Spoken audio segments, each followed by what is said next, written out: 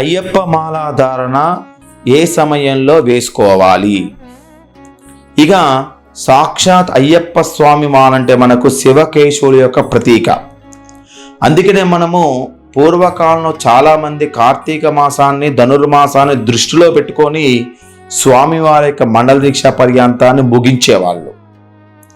మరి శివకేశవుల యొక్క ప్రతీక శివుడికి, అదేవిధంగా సాక్షాత్ విష్ణువు కూడా మనము ఈ యొక్క ధర్మశాస్త్ర అయ్యప్ప మాల ప్రాధాన్యత ఖచ్చితంగా ఇచ్చి తీరాలి. అందుకనే కార్తీక మాసం గడిచిన 9వ రోజు నుంచి ధనుర్మాసంలో వచ్చే 21 రోజులు, అంటే కార్తీక మాసం 21 రోజులు, ధనుర్మాసంలో 21 రోజులు కలిపితే మనకి 42 రోజుల మాలతో మండల దీక్ష మొత్తం కూడా పూర్తవుతుంది, ఒకరోజు అటు ఇటుగా. కాబట్టి మనము మండల దీక్ష పర్యంత కాలంలో ఉన్నాము అంటే మనము ఏం చేస్తున్నాం? ఇరుముడు అనేది మనం 41 రోజే కట్టుకుంటున్నాం. ఇది తప్పు. ఎందుకంటే మండల దీక్ష పర్యంత కాలం మీరు పూర్తి చేయాలి అంటే రాత్రి 12 గంటల వరకు ఏదైతే ఉందో అది కాదు. తెల్లవారుజామున సూర్యోదయం అయితేనే మనకు ఒక రోజు హిందూ సంస్కృతి ప్రకారంగా.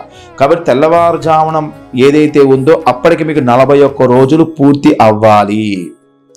కాబట్టి 41 రోజు నుంచి వరకు మనము ఇరుముడి కట్టుకోకూడదు. 42వ రోజు మాత్రమే మనం ఇరుముడి కట్టుకొని వెళ్ళాలి. ఇలా చేస్తే శివ కేశవుల యొక్క అనుగ్రహం అనేది, శివుడు విష్ణువు యొక్క ఇద్దరి అనుగ్రహం అనేది తప్పకుండా కలుగుతూ ఉంటుంది. ధనుర్మాసము కార్తీక మాసము 2 మాసాలు కూడా ప్రత్యేకమైనటువంటి ముఖ్యమైనటువంటి మాసాలు.